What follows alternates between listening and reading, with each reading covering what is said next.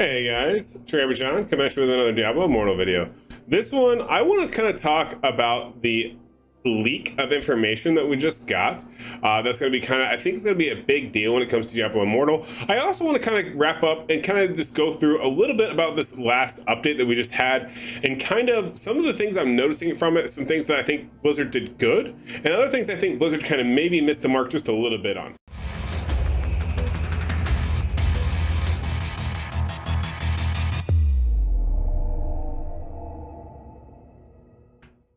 Okay, so first things first, let's go ahead and let's talk about the data link that our lovely friend, the data miner, got for us today. I definitely appreciate that he does this. He sends me a message. He shows, puts up the YouTube video. Definitely go follow his YouTube video. I will link to it down below.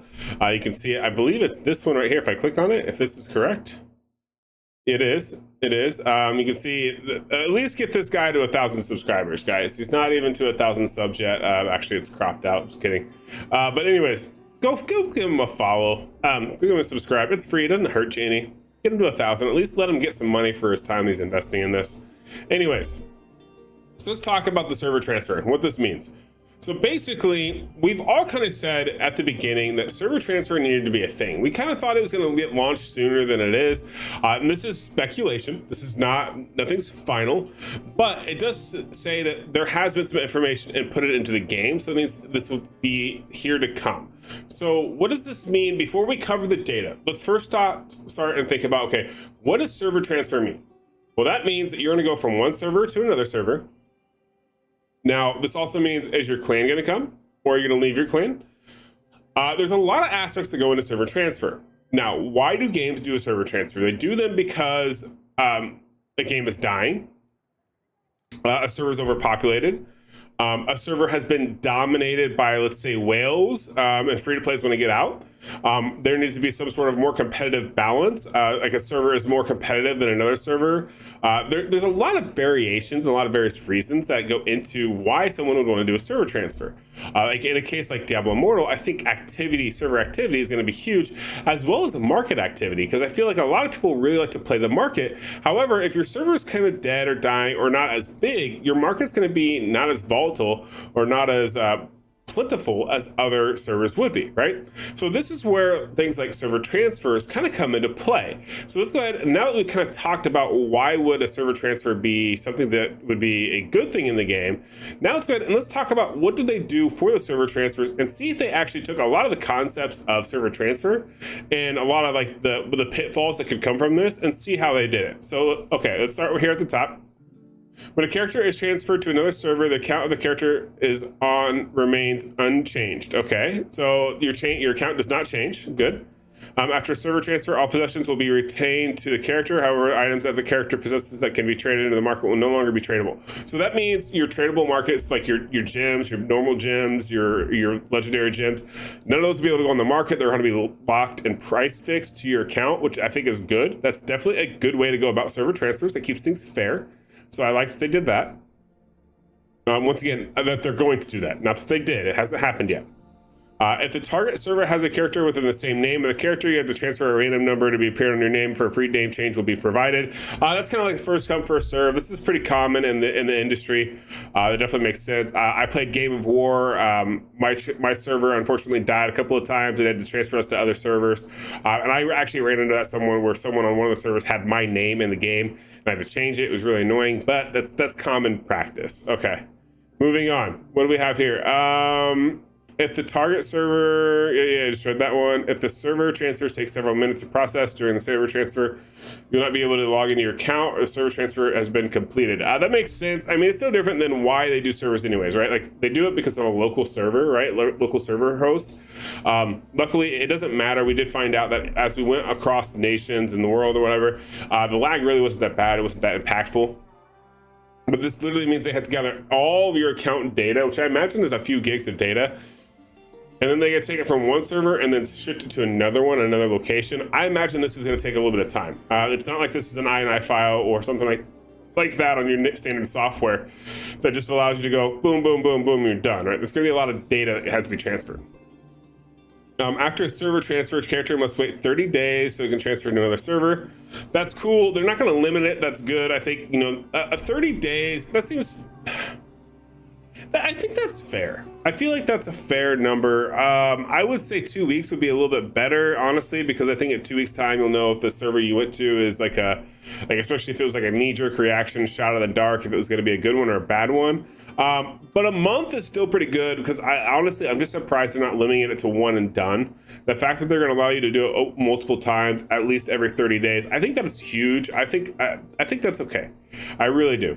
The only critique I would have is maybe make this 14 days instead of 30. The server that the character is being transferred to must have fewer than 5 characters. I mean, that makes sense, right? They're just trying to limit the character transfer data. Characters must be at least level 30 to qualify for server transfer. I mean, that makes sense. I mean, that's typical level 30 anyways, is the camo everywhere else. Level of the character to be transferred can be higher than the Paragon server level of the target server. That makes sense. They want everyone to come in balanced. They don't want someone to go and be like 20 levels above server Paragon because they play all day every day, and then go to a server that they know is less active, or let's say a server that's further behind, and then them just go in there and just dominate, right?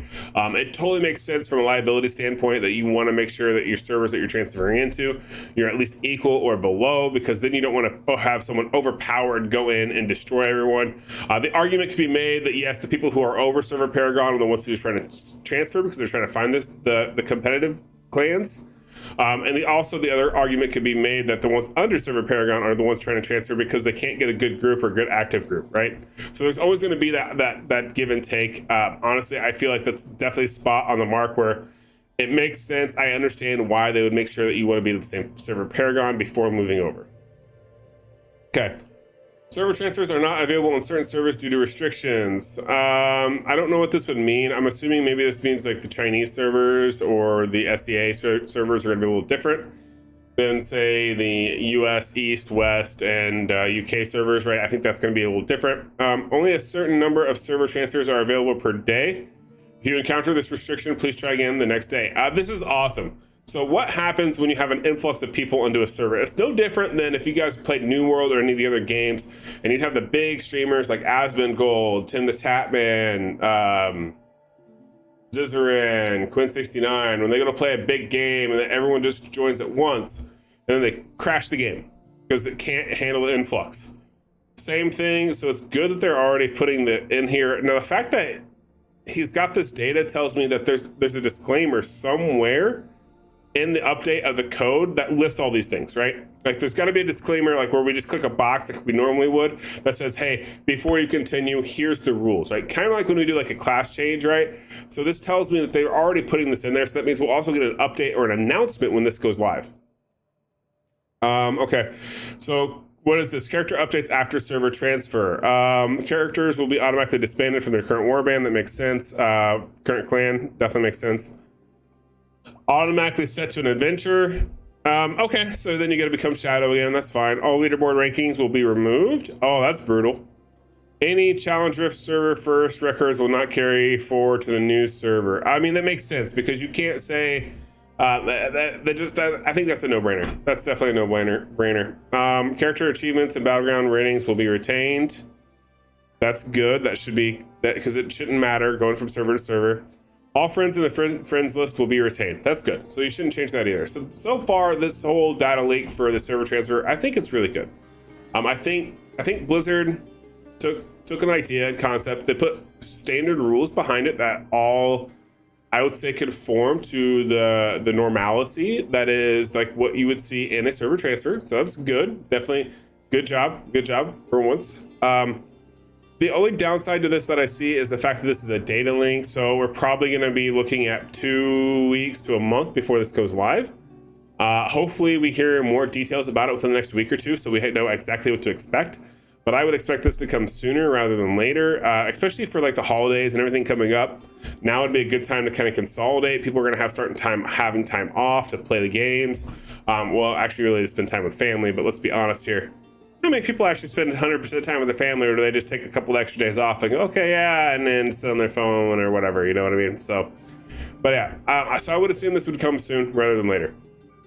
I also want to talk about the update. Let's talk about the update and what we got. So the new Heliquary update, obviously you can see, okay, we got all these Heliquary raids. We got to do ours this week.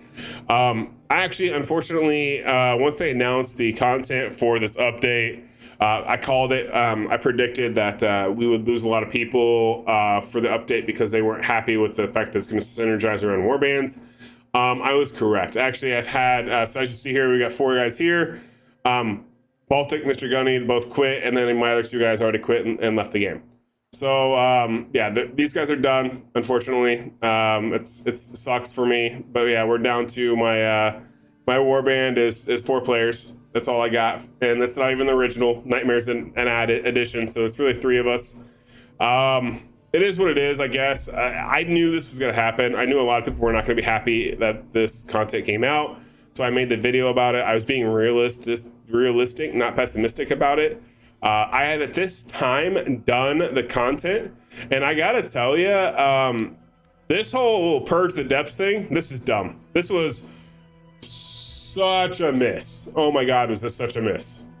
It's about 20 minutes of content. I recorded it. I was gonna do a video on it, and I made it 5 minutes into this, and I was like, this is stupid. Do not recommend. Don't like it at all. That was a waste of, I literally spent the entire time cussing because I was so mad at this event. However, Defense of the Cryrangar entrance, I think Blizzard hit the mark. This is the win. There's a leaderboard on it. So you can see here, there's a leaderboard for it, so you can compete. There's a reason to do it over and over and over again. Whiskey Prime, we are ranked 13th right now. We're ahead of Veiled Shot. You guys all know Veiled Shot from Diablo Immortal, his big old channel there. We kicked his butt with 4 players. Thank you very much. I don't know how many they had. Does it tell me how many they had? It does not tell me how many they had. Okay, well, that's good. So I'm gonna assume he had more than 4. But yeah, this was actually fun. We did the endless run. It was something that it required teamwork. It required a little bit of synergy with like how to change our kits and our skills. We actually did a lot of it like on the fly as we're doing this battle to kind of find out what worked best. We ran with 2 wizards that worked really, really well. I was the demon hunter. And then we also had a necro, which helped a little bit. The necro was kind of useless, but he just switched to necro. Overall, it was a lot of fun. I want to say Blizzard finally gave us content that was engaging, that felt like actual content and not a chore. Now, the other problem I think with this is the whole, I don't know what to make yet of this tableau. I really don't. I feel like there's a lot going on with this. It's impactful, right? It's something you have to do every week. You have to constantly keep up on it. I think it has potential, but I just don't. I don't know. I think it's too early to tell. Honestly, I do, because it's the first week. I think give me a week or 2 to kind of play it out, flesh it out, because you got to get certain rewards, right? You got to make sure that we got to fill up these. What is it? The warband. Oh, they don't even get stored in my inventory. Maybe I don't know where they get stored at for the general. There, warband activity. See how you get like 1,000 here? So you got to make sure you get the 1,000 right. You acquire 1,000 warband per week more efficiently. Maximum stored warband activity is 1,500. So really, everyone needs to get 1,000, and then maximum stored is 1,500. So you have to do a lot of activity. Luckily, 397. That only took us a few hours today. We still have to do our Heliquary stuff. So I think we'll hit it. I got to figure out what the time sink is. This is too much of a time sink, and it's not going to be worth it in my opinion. But those of you who are all about getting the extra stats, like the tableau will get you the stats, man. Like it's literally, that's how this is set up. Like you get these stats, they increase your damage, you increase your combat rating, you upgrade everything. It just, I think it could be good.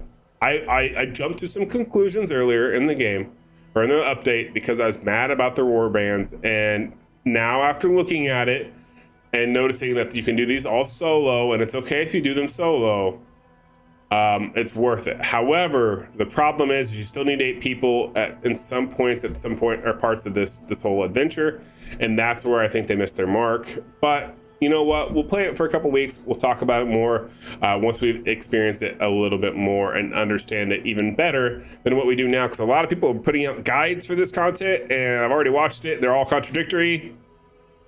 Let's just wait a week, and we'll talk about it a little bit more. Leave comments down below if you think you already know. Also, let me know what you guys feel. Like, what do you guys feel about the server transfer? What do you guys feel about the new update? Was it worth it? Did you feel like it was impactful? Let me know. I'm curious. But yeah, that's gonna do it for this video. Hope you guys enjoyed the content. If you did, please like and subscribe, and I'll catch you guys in the next one. Have a good rest of your day. Peace.